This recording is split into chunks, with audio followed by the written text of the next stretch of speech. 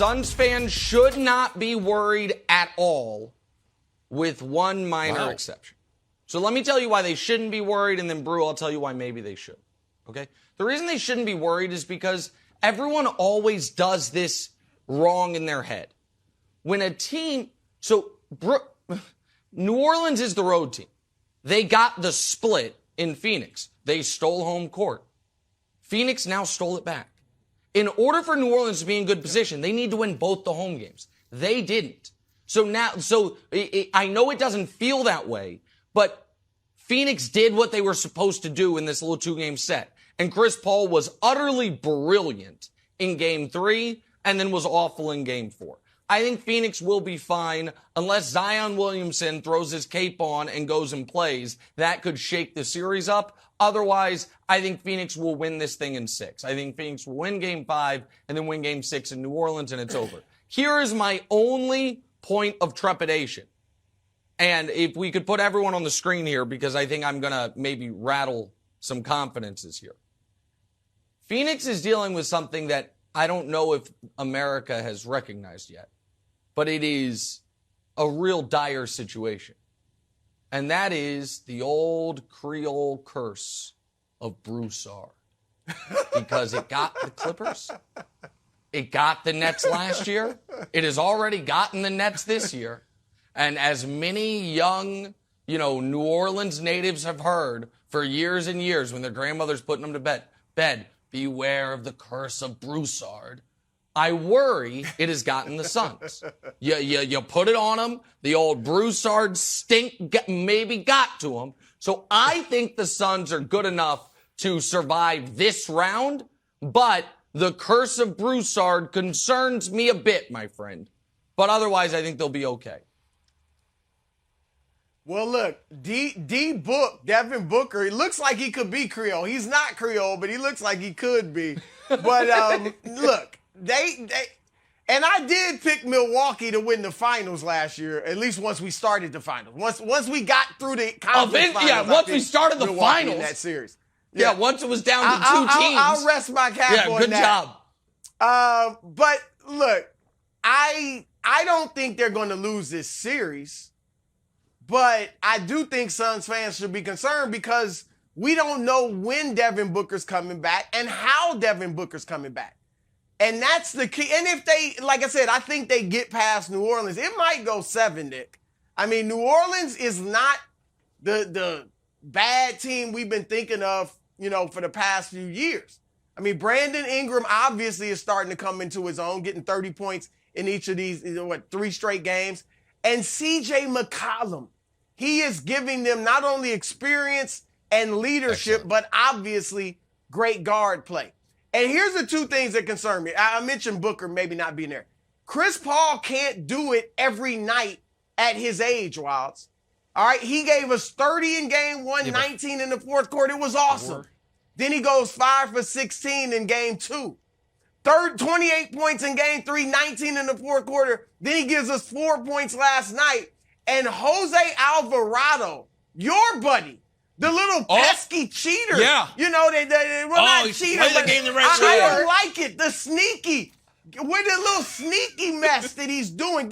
Let me show. Hiding in the corners and acting like, look at me, come on. Yeah. Jose, you're better than that. But you are, and he is better than that. But come on, dude. Chris. He got Chris on this last here night. Is the thing. On Sunday. He got Chris, and he is a pest. He is athletic, and he got that, but he also held Chris to an 8-second violation as well.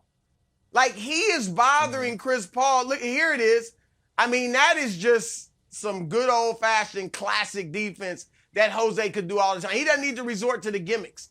But anyway, they're a tough team that's believing in themselves. And I think, I think the Suns get through this series, but they got to get Booker back quick, fast, in a hurry, and they need him at 85% to get past the next round. Okay, first of all, I understand Devin Booker is important to the Phoenix Suns. And Zion Williamson is important to the entire franchise in the future of the New Orleans Pelicans. carpe diem, Pelicans, and here's why. I'm going to go back to the bubble. There was 3 big winners in the bubble. Obviously, the Lakers were the big winner. The other 2 big winners were the Heat, who proved that they had a championship team, then reinvested with Kyle Lowry and tried to make a run, and then all of a sudden they're the number 1 seed, right? The other big winner was who of the bubble? The Phoenix Suns. Because they said, you know what? We could win out and not even make it. And they did it. Right. And Monty Williams had that he went into the locker room and said, you guys are legit now. You're for real. And then they flew home. They didn't even get to really play in the playoffs. The Pelicans can have a franchise-altering first round. Nobody else can have a franchise-altering first round. True. Even if Brooklyn comes back, they're like, we were kind of supposed to. If the Pelicans win, it could define their franchise and put them on a better course. They were on the course of Zion leaving. They get CJ. They start to win a few games. Have Zion comes back. Who knows where you are in a few years? So it's not investing for the future. Play Zion. Get him in. Scare Phoenix. Steal this. It's super important. I can't stress it enough.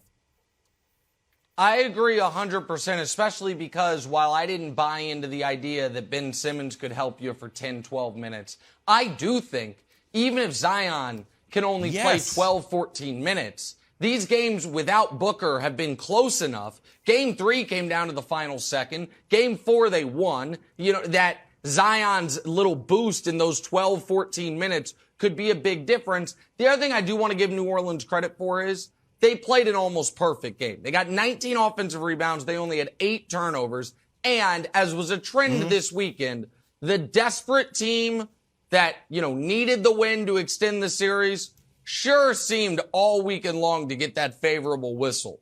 I know Memphis was upset about it. New Orleans shot 42 free throws last night. Denver got the whistle. Utah got the whistle. Minnesota got the whistle. New Orleans got the whistle. But they took advantage of it. And I give them credit for it. But I agree with you in general, Wilds. It is impossible for me to believe Zion can be doing those things and not be able to give you, be your 8th man off in the game. I think he should be able to be. I'm surprised they're not using it. Wilds, you make a great point. Here's the one thing. It's just something to be aware of. It is harder to work in a superstar than a role player. Like bringing Zion in, now everything changes for Brandon Ingram. Everything changes for CJ McCollum, who's never played with him. If he were a role player, that's one thing. But to bring in a star that's going to demand shots, they need to be practicing with Zion. Hopefully they are, and before they get him in. Thanks for watching. Subscribe here to get the latest from the show. Also, be sure to check out more of the best clips from First Things First, or go watch a few segments from our other shows on FS1.